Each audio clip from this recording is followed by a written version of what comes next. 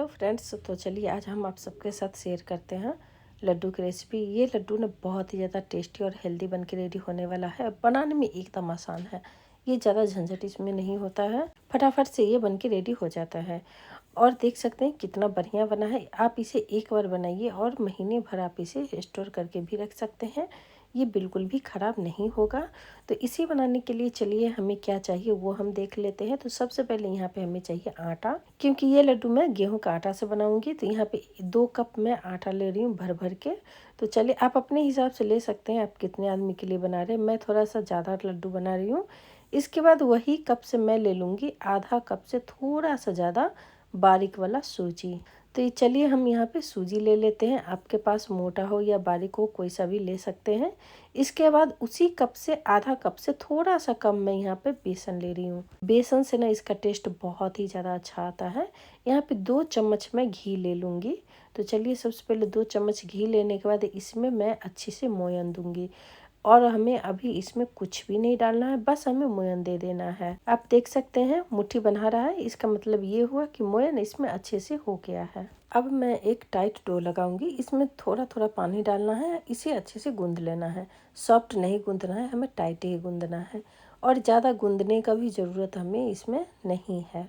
तो ये रेडी हो चुका है। आप देख सकते हैं मैं ज़्यादा इसे सॉफ्ट नहीं की हूँ, ना ज़्यादा इसे गूंदी हूँ। अब थोड़ा थोड़ा पोर्शन लेना है और इस तरीके से मुट्ठी इसका मुझे बना लेना है। आप देख सकते हैं बस सारे को हमें सेम तरीके से पहले बना के रेडी कर लेना है।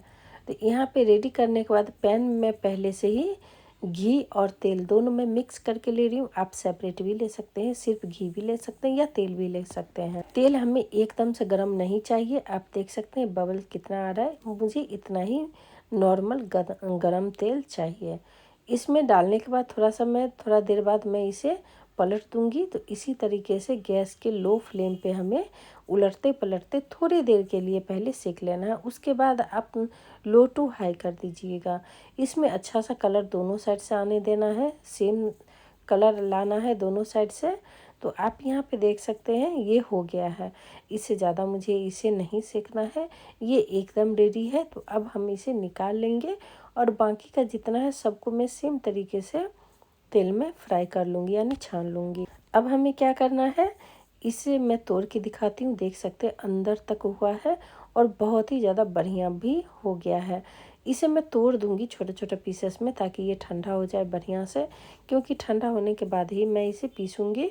तो चलिए हम इसे तोड़ देते हैं। तोड़ने के बाद आप देख सकते हैं मैं सारे को तोड़ती हूँ। अब हमें मिक्सी का जार लेना है, इसमें आधा मिक्सी भर के जार में मुझे डालना है।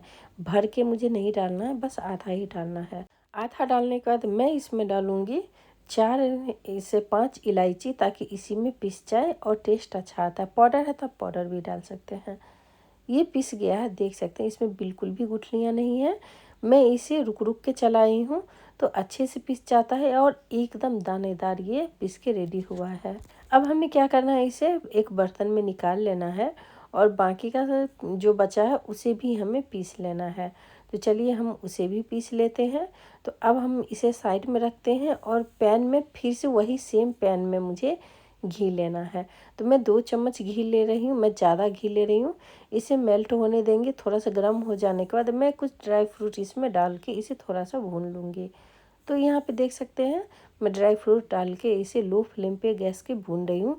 हाई पर मीडियम पर भुनेंगे तो ये जल जाएगा, लेकिन अच्छे से भुनाएगा नहीं। यहाँ पे ये रेडी हो चुका है, तो इसे हम निकाल लेंगे घी से। और घी को मैं कढ़ाई में ही रहने दूँगी, यानी पैन में ही। इसी में मैं डाल दूँगी 1 कप गुड़। आप ज़्यादा मीठा खाना पसंद करते हैं तो इससे ज़्यादा भी बढ़ा सकते हैं, नहीं तो इतना देंगे तो एकदम परफेक्ट मीठा रहता है, बढ़िया मीठा रहता है। इसे सिर्फ हमें पिघलाना है, हमें इस गुड़ का चाशनी नहीं बनाना है, सिर्फ हमें गुड़ पिघलाना है। यहाँ पे आप देख सकते हैं गुड़ जो है पिघल गया है। तो अब गैस का फ्लेम फटाफट आप ऑफ़ कर दीजिए, क्योंकि हमें चाशनी नहीं चाहिए। तो ऑफ़ करने के बाद मैं ले लूँगी वही जो मैंने पीस के रखी थी, और उसी में मुझे इसे डाल देना है। तो इसे डालने के बाद अब मैं इसे करूँगी मिक्स। तो हाथों से मत कीजिएगा, क्योंकि ये बहुत गर्म है। तो इसके लिए चम्मच या करछी से इसे अच्छे से पहले मुझे मिक्स कर लेना है, ताकि जब मैं मिक्स करूँगी तो ये ठंडा भी हो जाए। आप लोग ये वीडियो कहाँ से देख रहे हैं, एक छोटा सा कमेंट करके हमें ज़रूर बताइएगा कि आप लोग ये वीडियो देख कहाँ से रहे हैं। इसमें मैं डाल दूँगी ड्राई फ्रूट्स जो मैं भून के रखी थी। थोड़ा सा इसमें 3 से 4 चम्मच मैं इसमें खसखस ले रही हूँ। इससे ना टेस्ट बहुत ही ज़्यादा अच्छा आता है और देखने में भी लुक इसका अच्छा लगता है। ये अभी उतना ठंडा नहीं हुआ है, तो थोड़ा सा मैं ठंडा होने दूंगी और चम्मच से ही मिक्स करूंगी। वो बर्तन थोड़ा सा मुझे छोटा लगा तो मैं बर्तन चेंज कर रही हूँ। अब मैं इसे हाथों से मिक्स कर सकती हूँ। इतना ठंडा है कि मैं जब मिक्स कर रही हूँ तो मेरा हाथ जो है सहन हो रहा है। अगर आपको लगता है इसमें और भी घी डालना है तो थोड़ा सा और भी आप इसमें घी ऐड कर सकते हैं।